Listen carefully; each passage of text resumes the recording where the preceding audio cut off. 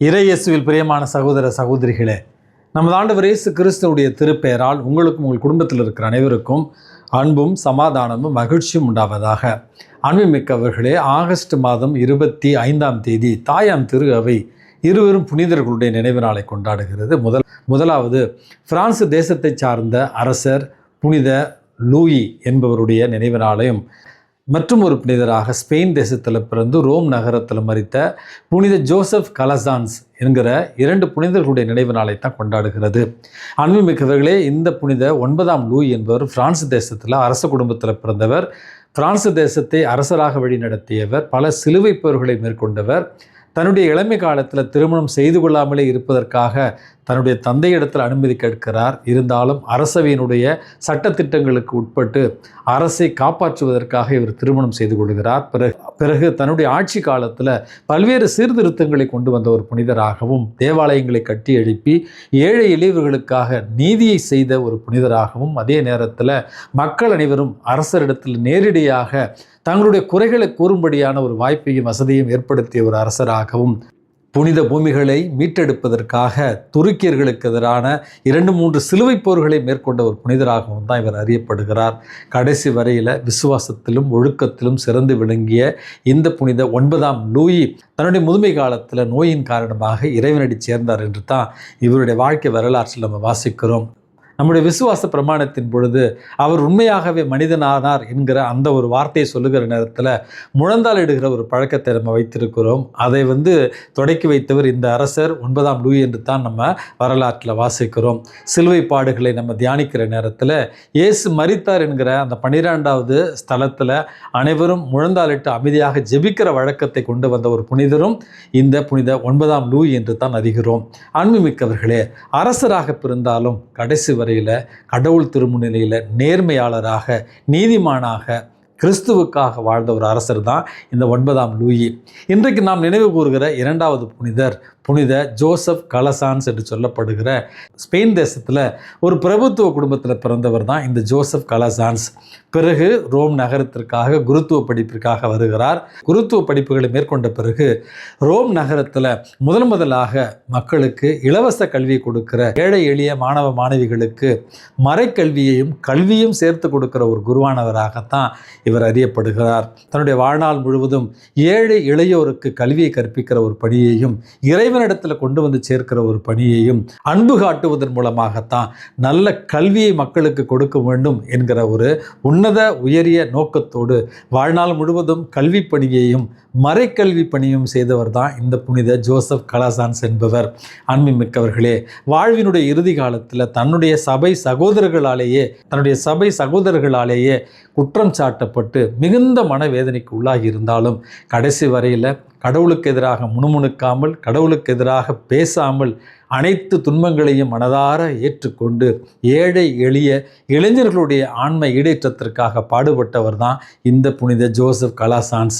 இவருடைய ஆன்மீகத்தை பின்பற்றி இன்றைக்கு உலகம் முழுவதும் பல்வேறு கல்வி நிறுவனங்கள் இருக்கின்றன. உலகத்தில் இருக்கிற அனைத்து கத்தோலிக்க கல்வி நிறுவனங்களுடைய பாதுகாவலராகவும், கல்வியாளர்களுடைய பாதுகாவலராகவும், இளையோருடைய பாதுகாவலராகவும் தான் 16வது நூற்றாண்டில் வாழ்ந்த இந்த புனித ஜோசப் கலசான்ஸ் அறியப்படுகிறார். இந்த 2 புனிதர்களுடைய பரிந்துரையால் நாமும் நம்முடைய வாழ்வால் இறைவனுக்கு சாட்சியம் பகிர்ந்திட இவர்களுடைய பரிந்துரையை இன்றைக்கு மன்றாடி ஜெபிப்போம். அன்புமிக்க சகோதர சகோதரிகளே, இன்றைக்கு நமக்கு கொடுக்கப்பட்டிருக்கிற நற்செய்தி வாசகத்தில் நமது ஆண்டவர் இயேசு கிறிஸ்து பரிசேயர்களையும் சதுசேயர்களையும் பார்த்து அவர்களுக்கு ஒரு மிகப்பெரிய ஒரு சவாலை வைக்கிறார்.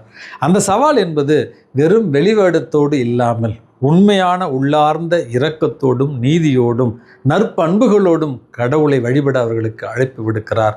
அவர்களுடைய வாழ்நாள் முழுவதும் வெளிவேடத்தோடு நடக்கக்கூடிய ஒரு வாய்ப்பைத்தான் எதிர்பார்த்து கொண்டிருக்கிறார்கள். மக்கள் முன்னிலையில் தங்களை உயர்ந்தவர்களாக காட்டிக்கொள்வதும், சட்டங்களை இன்னும் பெரிதாக்கி மக்கள் மேலே ஒரு சுமையாக சுமத்துவதும், அல்லது பாத்திரத்தின் வெளிப்புறத்தை மட்டும் அழகுபடுத்துகிற ஒரு செயலையும் செய்து கொண்டிருந்தார்களே தவிர அவர்களுடைய உள்ளத்தில் உண்மையான விசுவாசம், உண்மையான அன்பு, உண்மையான இரக்கம், உண்மையான நீதி இல்லை என்பதைத்தான் இன்றைக்கு நமது ஆண்டவர் இயேசு கிறிஸ்து சுட்டி காண்பிக்கிறார்.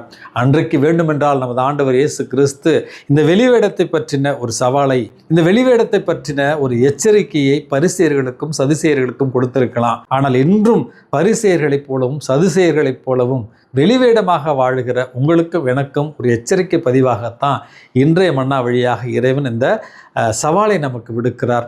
நம்முடைய உள்ளத்தில் அன்பு நிறைந்திருக்க வேண்டும், நம்முடைய உள்ளத்தில் இரக்கம் நிறைந்திருக்க வேண்டும், நம்முடைய உள்ளத்தில் நீதி நிறைந்திருக்க வேண்டும், நம்முடைய உள்ளத்தில் பிறரன்பு நிறைந்திருக்க வேண்டும்.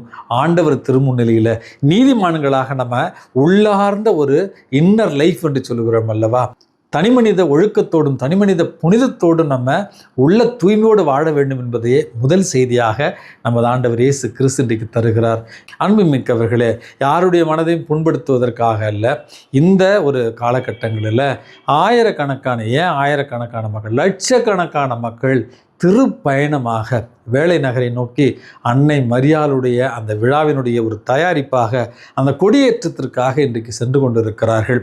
திருத்தந்தை பிரான்சிஸ், திருத்தந்தை லியோ, பல ஆயர்கள் இந்த ஒரு திருப்பயணத்தை மிகவும் ஆதரிக்கிறார்கள். இதை ஒரு விசுவாசத்தினுடைய ஒரு எழுச்சியாகத்தான் பார்க்கிறார்கள். இதில் எந்த மாற்று கருத்தும் கிடையாது. பல 100 கிலோமீட்டர் பாத யாத்திரையாக திருப்பயணமாக பல்வேறு வேதனைகளையும் பல்வேறு வழிகளையும் தாண்டி அன்னை மரியாளிடத்தில் வேண்டுதல்களோடு செல்கிற ஆயிரக்கணக்கான திருப்பயணிகளை பார்க்கிற பொழுது நம்முடைய உள்ளத்திலும் விசுவாசம் ஒரு எழுச்சி பெறுகிறது என்பதில் மாற்று கருத்து இல்லை. ஆகவே இதை ஒரு இறைவனுடைய செயலாகத்தான் நம்ம பார்க்கிறோம். ஆனால் ஆங்காங்கே ஒரு சில பேர் இந்த பாத யாத்திரையை மேற்கொள்பவர்கள், இந்த திருப்பயணத்தை மேற்கொள்பவர்கள் சில நேரங்களில் சில பேர் மட்டுமே ஒரு சடங்காக இதை மேற்கொள்கிறார்களோ என்கிற ஒரு அச்சம் நமக்கு எழுகிறது. இது ஒரு சில பேர் மட்டும்தான். இதை ஒரு எச்சரிக்கை பதிவாகத்தான் உங்களோடு நான் ஒரு குருவாக பகிர்ந்து கொள்ள விரும்புகிறேன். பல நேரங்களில் நம்முடைய பங்குகளில் திருவிழாக்கள் நடக்கிற நேரத்தில் திருப்பலிக்கு நாம் கொடுக்கிற முக்கியத்துவத்தை விட கொடிமரத்துக்கு கொடுக்கிற முக்கியத்துவம் ரொம்ப அதிகமாக இருக்கிறது.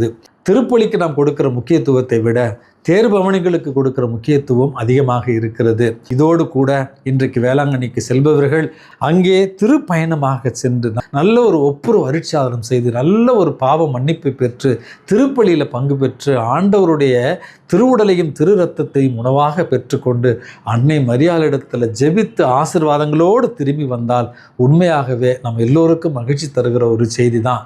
ஆனால் ஒரு சில பேர் இந்த ஒரு திருப்பயணத்தை திருப்பலி பார்க்காமலேயே தாங்கள் அணிந்திருக்கிற காவியுடைய மட்டும் அகற்றிவிட்டு திருப்பலி காணாமல் அல்லது நல்ல ஒரு ஒப்புரவு அருட்சாதனம் செய்யாமல் சில பேர் வெளிவேடமாக செயல்படுவதைத்தான் இன்றைக்கு நமது ஆண்டவர் இயேசு கிறிஸ்து கண்டித்து திருத்த விரும்புகிறார். நாம் மேற்கொள்ளுகிற அனைத்து வெளிப்புற அடையாளங்களும் வெளிப்புற ஒருத்தல் முயற்சிகளும் நம்முடைய உள்ளார்ந்த உள்ள தூய்மையையும், நம்முடைய உள்ளத்தில் இருக்கிற அன்பையும், நம்முடைய உள்ளத்தில் நிறைந்திருக்கிற நீதியையும், நம்முடைய உள்ளத்தில் இருக்கிற கடவுள் மீது இருக்கிற அன்பையும் இரக்கத்தையும் வெளிப்படுத்துகிற செயல்களாக இருக்க வேண்டும் என்பதையே நமது ஆண்டவர் இயேசு கிறிஸ்து நம்மில் வளர இன்றைக்கு ஆசிக்கிறார். ஆகவே அன்புமிக்க உறவுகளே, என்ன ஃபாதர் குறை சொல்கிறாருன்னு இதை எடுத்துக்கொள்ளாமல் நம்முடைய வழிபாட்டில், நம்முடைய சடங்கு முறைகளில் வெறும் வெளிவேடம் மட்டும் இல்லாமல் உள்ளார்ந்த உள்ள தூய்மையோடு இருக்கிற நேரத்தில் ஆண்டவர் உங்களையும் உங்கள் உள்ளத்தில் இருக்கிற அனைத்து தேவைகளையும் நிறைவாக ஆசீர்வதித்து உங்களை புனிதத்தில் வழிநடத்துவார் என்பதற்காகவே இதை உங்களோடு பகிர்ந்து கொள்ள விரும்புகிறேன். ஆகவே நம்முடைய வழிபாடு வெளிவேடமற்ற உள்ள தூய்மையோடு இருக்கிற வழிபாடாக மாறிட இறைவன் உங்களையும் என்னையும் தூண்டுவாராக. எல்லாம் வல்ல இறைவன் தந்தை, மகன், தூய ஆவி உங்களையும் உங்கள் குடும்பத்தில் இருக்கிற அனைவரையும் நிறைவாக ஆசீர்வதித்து பாதுகாத்து வழிநடத்துவாராக. ஆமேன்.